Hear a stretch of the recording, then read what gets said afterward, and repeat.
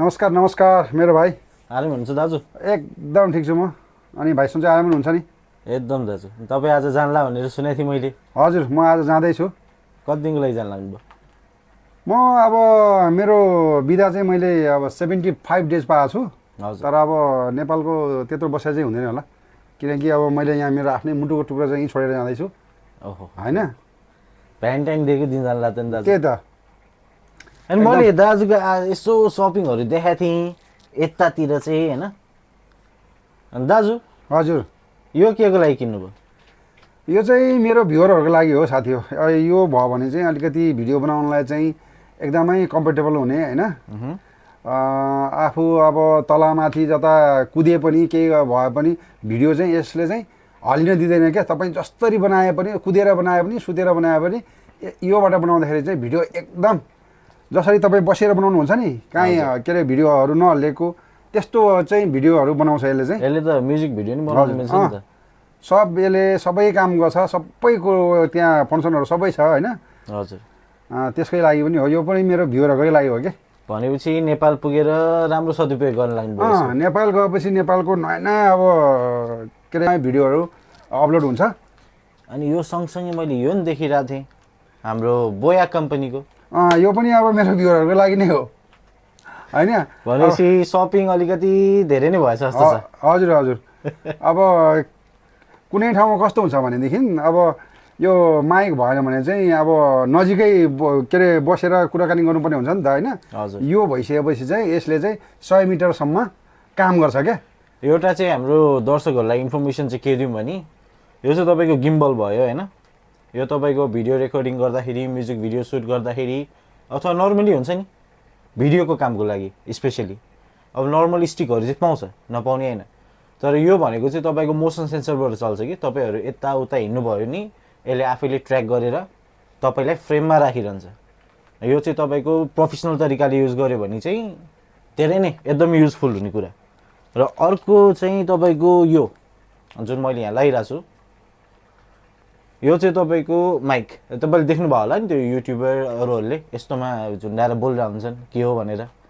यो चाहिँ तपाईँको आवाजलाई क्लियर गर्नुको लागि कि तपाईँले कतै भ्लग बनाइरहनु भएको छ, के गरिरहनु भएको छ, पोडकास्ट गरिरहनु भएको छ, कसैको इन्टरभ्यू लिइरहनु भएको छ, त्यति बेला चाहिँ यो भनेको चाहिँ एकदमै हेल्पफुल कुरा जुन चाहिँ हाम्रो दाजुले किनेर चाहिँ एकदम मियाबल मिया काम गर्नुभयो। थ्याङ्क यू सो मच मेरो भाइ। मेरो इट्स माई प्लेजर दाजु। अनि के मेरो भाइ आज अब म त नेपाल जाँदैछु होइन। हजुर। भाइहरू त अब के अरे यहीँ बस्दै हुनुहुन्छ, कर्मथलो बनाएर बसिरहनु भएको छ कुवेतलाई होइन। हजुर। म चाहिँ अब कर्मभूमि छोडेर अब जन्मभूमितर्फ लाग्दैछु आज होइन। आज विशेषता भ्यालेन्टाइन्स डे होइन।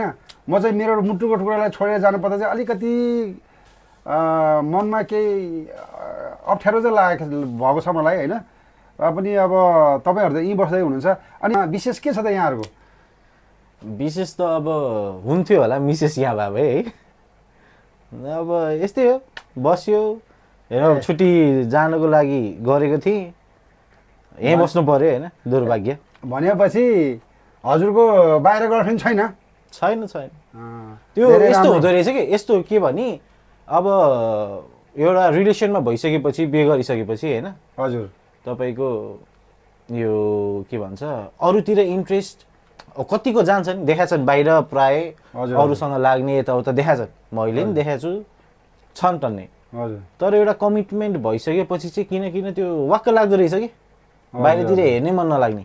एकदम आफ्नो बुढी मोडल जस्तो भएपछि के चाहे त नि। हो हामीलाई चाहेकै त्यही हो होइन। आफूसँग आफ्नो फ्यामिली भइसकेपछि, आफ्नो परिवार भइसक्यो, दायाँ बायाँ हेरेर हिँड्ने काम पनि राम्रो होइन होइन। आफ्नो घर परिवार हामीलाई भरोसा गरेर बसेको छ भने हामीले नि ऊ माथि भरोसा गरेर बस्नु पर्यो कि। हजुर हजुर होइन। आफ्नो घर परिवार यही घर परिवारको लागि भनेर हामी आएको छौँ। हजुर। अनि आफ्नै घर परिवार बिगाएर काम भयो त नि। थ्याङ्क यू सो मच मेरो भाइ। यस्तै सोच सबैजनालाई बनाइदियो भने होइन, कसैको पनि घर बिग्रिँदैन थियो होला, कसैको अब परिवारले छोडेर जाँदैन थियो होला होइन। त्यो हुनाले सबैभन्दा पहिलो कुरा चाहिँ आफू सक्षम बनौँ, अनि मात्रै के अरे अरू सक्षम हुनसक्छ कि। आफै सक्षम भएन भने अरूलाई के अरू सक्षम हुन सक्दैन, भन्नै सकिँदैन नि, भन्नै सकिँदैन। त्यही हुनाले कुन मुखले भन्ने, आफूबाट सुरुवात गरौँ, आफू राम्रो बनौँ, त्यसपछि मात्रै अरू राम्रो हुन्छ है साथी। अनि बाइ द वे मेरो नाम चाहिँ मनिष भट्ट है, G9 भनेर चिन्छन् म्युजिक फिल्डमा। नयाँ म्युजिक भिडियो आउनु लागेको छ, गीत ड्रप हुन्छ चाँडै नै। सो त्यसको लागि प्लिज मलाई नि फलो गरिदिनु होला जिनाइन म्युजिक एन्ड ब्लग्समा। ल मेरो पनि जतिजना साथी भ्युवरहरू हुनुहुन्छ हाम्रो मनिष भाइको च्यानललाई पनि सब्सक्राइब गरिदिनु होला, लाइक कमेन्ट सेयर गरिदिनु होला है त। थ्याङ्क यू सो मच धन्यवाद मेरो भाइ, धेरै धेरै धन्यवाद। यहाँ आइदिनु भयो होइन, यहाँसम्म आइदिनु भयो, अब 2 शब्द के अरे राखिदिनु भयो यहाँ, त्यसको लागि यहाँलाई धेरै धेरै धेरै धन्यवाद। फेरि आउने दिनमा पनि यहाँहरूको यस्तै साथ र सपोर्ट र अपेक्षा राख्दै अहिले भने म ओजेल हुन चाहन्छौँ। हजुरलाई केही भन्नु मन छ त के अरे मेरो भ्युवर अथवा हजुरको भ्युवरलाई? Follow like subscribe share Pakhrin vlogs. Thank you so much. ल के अरे छ त, थ्याङ्क यू सो मच। धन्यवाद मेरो दाइ।